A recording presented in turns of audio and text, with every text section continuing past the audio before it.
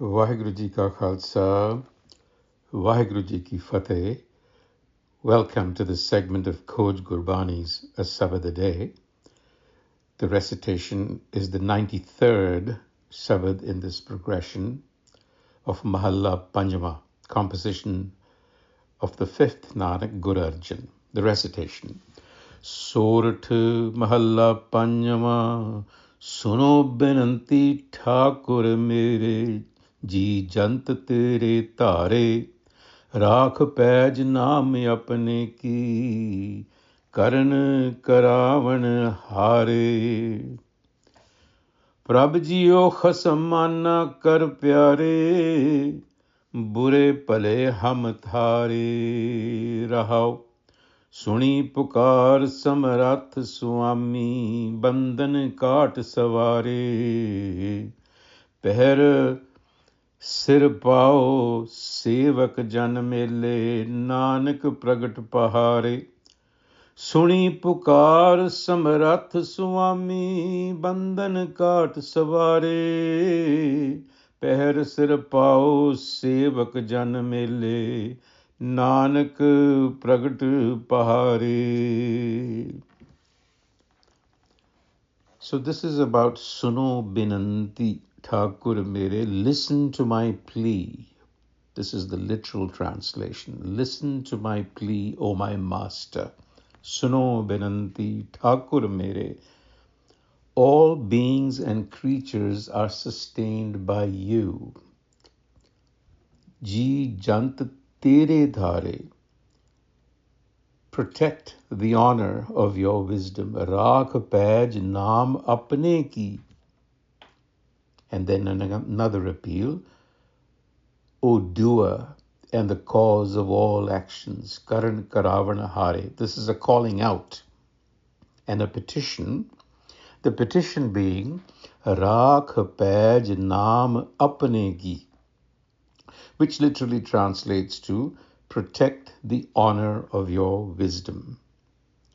Now we have to understand that the term paj refers to an agreement or a wager that must be honored under certain conditions. It implies that when the condition of surrender happens, grace must descend upon the seeker. This is the original provenance. Tora likhya. This is how it has to be. So there is a teleological implication here that we are all moving towards this original provenance. Tora likhya. That is where we have to end up. But in order to end up there, there has to be surrender. The ego must step aside. So here you will notice that the plea is not save me because I'm meritorious, but rather preserve the honor of your name. So the cry out is one from emptiness. We have to empty ourselves of our egos.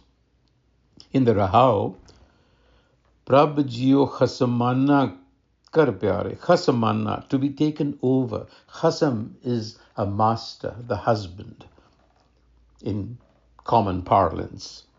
But it means master, someone who owns you. So the Guru is saying, Prab Jio, my beloved Prab, or the honorable Prab, Khasamanna kari pyare, take me over. Bure pale hum thare, good or bad, I belong to you.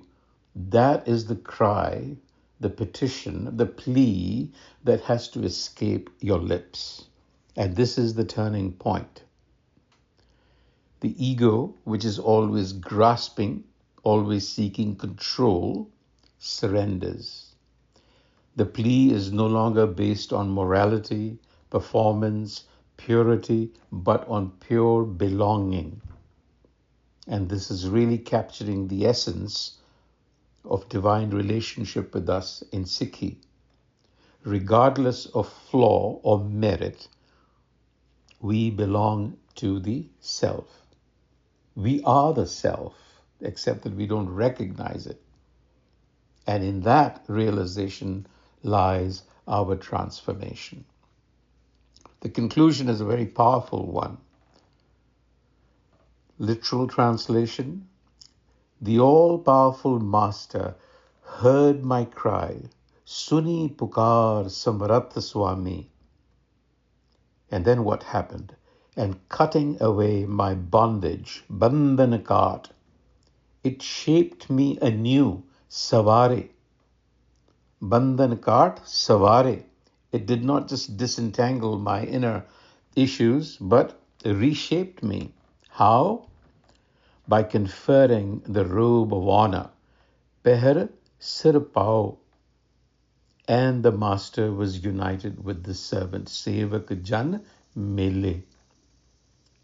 Now what has happened is Nanak Pragat Pahare. Now Nanak sees the guardian manifested inside, within and without, revealed. So the cry that is heard, Suni Pukar, represents vulnerability. It is an expression of surrender. We tend to hide our vulnerabilities. The Guru is saying, open up, let it all out. That is the prerequisite for healing. Ask for help and ask that you are listened to. Reach out to your own source. And Guru Arjan assures us that the self always intervenes and reshapes us, savare, by releasing our inner entanglements. That is the bondage, bandhan card. It is the ego's prevarications, fear, shame, self-sabotage. So really what is happening here is the collapse of the ego, which is, as you know, the inner chatter, the inner narrator. And this comes about through non-verbal shifts. So the servant seeker is not only freed from bondage, but honored and clothed in the dignity of wisdom. Peher Sirpao. Sirpao means to be robed from top to bottom. Sir is the head, Pao is the feet. So wisdom, which is the robe of honor, restores a renewed sense of clarity, and it grounds you ethically, and you are at peace. You return with functional dignity, but without identification. Basically, what you're saying is, I may not be great, I'm not great, but all is well. I belong. So, you're uplifted, not really for being good, but for belonging through existential realignment. And this is exactly what Sevak Jan Mele means. It is merger with that presence. And then you witness